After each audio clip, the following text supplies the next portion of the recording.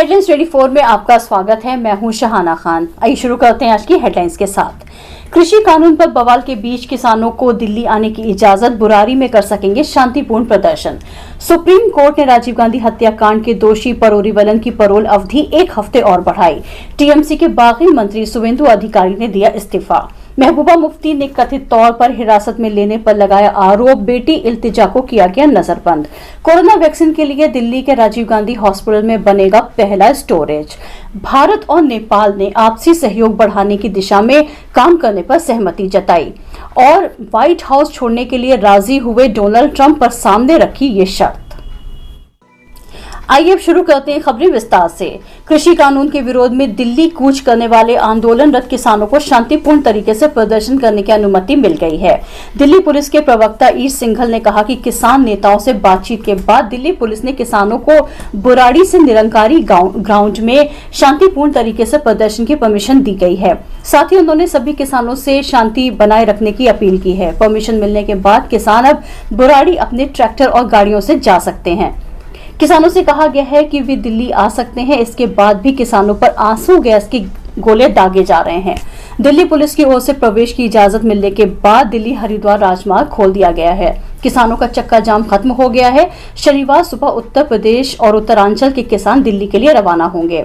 आज रात किसान मेरठ में रुकेंगे। कोरोना संकट के मध्य निकल रहे इस मार्च को लेकर के किसानों ने कहा कि हमें कोविड महामारी से ज्यादा अपने साथ हो रहे भेदभाव और आजीविका के नुकसान से डर लगता है। कृषि कानून के विरोध में पंजाब, हरियाणा, उत्तर प्रदेश समेत 6 राज्यों के किसानों ने दिल्ली की ओर कूच किया है। सुप्रीम कोर्ट ने पूर्व प्रधानमंत्री राजीव गांधी हत्याकांड के दोषी एजी पेरोरी वलन की परोल अवधि 1 हफ्ते और बढ़ा दी है। मेडिकल आधार पर परोल बढ़ाने का फैसला लिया गया है। सुप्रीम कोर्ट ने स्पष्ट किया है कि पेरोरी वलन के लिए ये परोल एक अंतिम विस्तार है। वे चिकित्सा आधार पर 9 नवंबर से परोल पर है। पिछले हफ्ते भी सुप्रीम कोर्ट ने पूर्व प्रधानमंत्री राजीव गांधी हत्याकांड के दोषी की परोल अवधि 1 हफ्ते और बढ़ा दी थी। याचिका पर सुनवाई के दौरान सुप्रीम कोर्ट ने पेरोरी वलन की परोल 1 हफ्ते और बढ़ाने का निर्देश दिया था। कोर्ट ने तमिलनाडु गवर्नमेंट से कहा कि जब वो चिकित्सा जांच के लिए जाए तो पुलिस सुरक्षा मुहैया कराई जाए। जम्मू कश्मीर के पूर्व मुख्यमंत्री और peoples democratic party chief Mehbooba Mufti ने कथित तौर पर आरोप लगाया है कि उन्हें फिर से हिरासत में लिया गया है। उन्होंने आरोप लगाया है कि उन्हें उनके परिवार से मिलने नहीं दिया जा रहा है।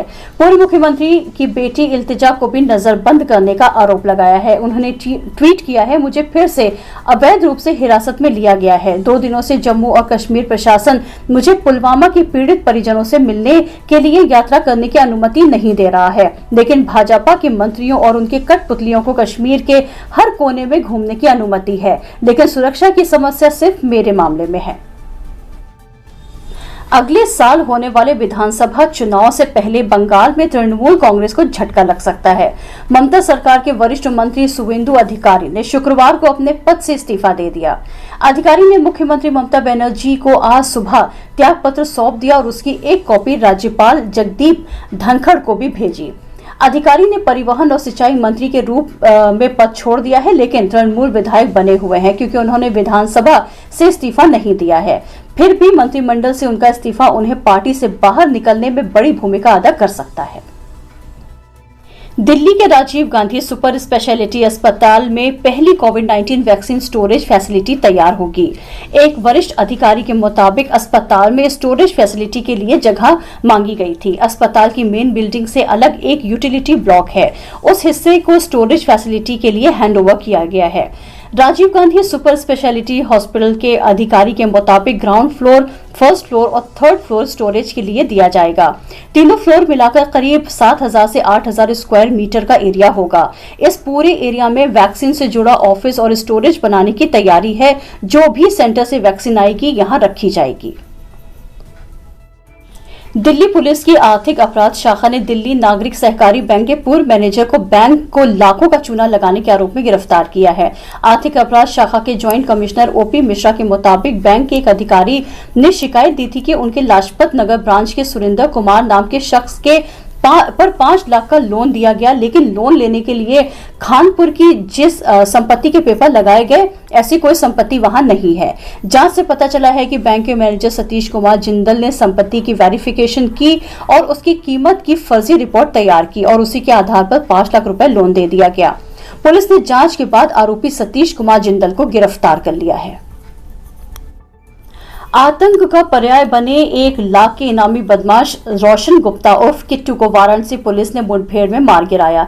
किट्टू के ऊपर 3 दर्जन से ऊपर मुकदमे वाराणसी सहित आसपास के जनपदों में दर्ज हैं, जिसमें हत्या की कोशिश के मामले शामिल हैं। मुठभेड़ में 2 पुलिस के जवान भी घायल हुए, जिनकी हालत खतरे से बाहर है।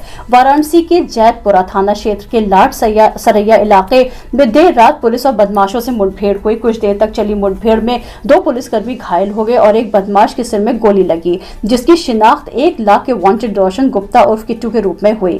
पुलिस उसे लेकर कबीरा चौरा मंडलीय अस्पताल लाई, लेकिन डॉक्टरों ने उसे मृत घोषित कर दिया। उत्तर प्रदेश लखनऊ उर्दू एकेडमी में जश्न उर्दू का आज पहला दिन था। उर्दू ने इस समाज को बहुत कुछ दिया है। बॉलीवुड हिंदी फिल्मों के रूप में प्रचलित अधिकांश फिल्मों की भाषा हिंदुस्तानी भाषा या बोलचाल की हिंदी है। मुगल आजम, पाकीज़ा, निकाह, रज़िया सुल्तान जैसी अनेकों फिल्मों में उर्दू का इस्तेमाल हुआ है। इसी तरह बॉलीवुड फिल्मों को कैफी आजमी, शकील बदायूनी, साहिल लुधियानवी, मजरू सुल्तानपुरी जैसे शायरों ने लोकप्रियता की शिखर पर पहुंचाया है। यह मानना था उन वक्ताओं का जो यहाँ उत्तर प्रदेश उर्दू एकेडमी में जश्न उर्दू के उद्घाटन के अवसर पर वक्ताओं के तौर पर मौजूद थे। बॉलीवुड में उर्दू विषय पर आयोजित सेमिनार में प्रख्यात अभिनेता रजा मुराद व शहबाज खान के साथ लेखक SK प्रसाद उपस्थित थे। इसकी सदारत अब्दुल नासिर नसीर ने की। समारोह के दूसरे दिन यहाँ उर्दू रंगमंच, उर्दू शिक्षा, उर्दू संस्कृति के संग मुशायरे, दास्तानगोई के सत्र चलेंगे। फिल्मों पर केंद्रित पहले सत्र के बाद आज का दूसरा सत्र SN लाल के संयोजन में उर्दू पत्रकारिता पर था। यहाँ वक्ताओं ने कहा कि उर्दू के भविष्य को लेकर जहाँ लोग फिक्रमंद हैं, वही ऐसे लोगों की कमी नहीं जो उर्दू का भविष्य रोशन मानते हैं। फिल्मों हो या टीवी धारावाहिक, सब जगह उर्दू की जरूरत है। केंद्र सरकार और कुछ अन्य मीडिया समूह उर्दू चैनल्स लाए हैं। उर्दू सहाफत के ऐतिहासिक सामाजिक पक्ष को समेटे इस सत्र में हिसाम सिद्दीकी, AV सिंह, अफीफ सिराज व फैजान मुसन्ना आदि शामिल हुए। उर्दू राजनीति पर हुए तीसरे सत्र में मुर्तुज अली, मोहम्मद अली, दीपक रंजन ने विचार रखते हुए उर्दू की प्रासंगिकता बताई। इसी क्रम में नवाब जाफर मीर अब्दुल्ला, अतहर नबी और मोहसिन खान ने उर्दू के गद्य पद्य रचनाकारों व उनकी रचनाओं के हवाले से उर्दू को एक समृद्ध भाषा बताया। आज कर्नल जाहिद की पुस्तक का विमोचन भी किया गया। आइए अब चलते हैं इंटरनेशनल न्यूज की तरफ। भारतीय विदेश सचिव हर्षवर्धन श्रृंगला और नेपाल के प्रधानमंत्री KP शर्मा ओली ने बृहस्पतिवार को मुलाकात की और आपसी सहयोग को आगे बढ़ाने के प्रयास तेज करने की सहमति जताई। श्रृंगला ने अपने नेपाली समकक्ष के साथ भी विभिन्न द्विपक्षीय मुद्दों पर सार्थक बातचीत की। सीमा रेखा को लेकर विवाद के कारण दोनों देशों के संबंध में तनाव आने के बीच श्रृंगला की पहली नेपाल यात्रा पर उनका गर्मजोशी से स्वागत किया गया। वो नेपाल के विदेश सचिव भरत राज पौड्याल के निमंत्रण पर आए हैं। प्रधानमंत्री के विदेश मामलों को लेकर के सलाहकार राजन भट्टाराय ने बताया कि श्रृंगला ने प्रधानमंत्री ओली से उनके आधिकारिक निवास पर शिष्टाचार मुलाकात की और इस दौरान उन्होंने सीमा समस्या समेत कई मामलों पर बातचीत की। उन्होंने कहा कि भारत के विदेश सचिव नेपाल और भारत के संबंधों को मजबूत करने का प्रधानमंत्री नरेंद्र मोदी का सकारात्मक संदेश लेकर आए हैं।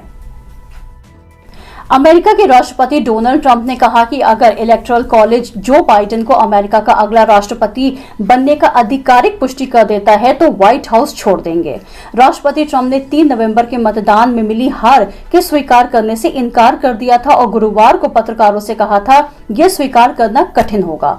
उन्होंने एक बार फिर मतदान में धांधली के निराधार दावों को दोहराया। अमेरिकी राष्ट्रपति का चुनाव करने के लिए अपनाए जाने वाली पद्धति के तहत बाइडेन को अब तक 306 वोट जबकि ट्रंप को उससे कम 232 मिले हैं। जीत के लिए 270 मतों की जरूरत होती है। कुल मतों के हिसाब से भी बाइडेन 60 लाख मतों से आगे हैं। इलेक्टोरल कॉलेज मतों पर आखिरी फैसला करने के लिए अगले महीने बैठक करेगा। 14 दिसंबर को अमेरिकी इलेक्टोरल कॉलेज बाइडेन की जीत की पुष्टि कर देगा। उनकी पुष्टि के बाद जो बाइडेन 20 जनवरी को राष्ट्रपति पद की शपथ लेंगे।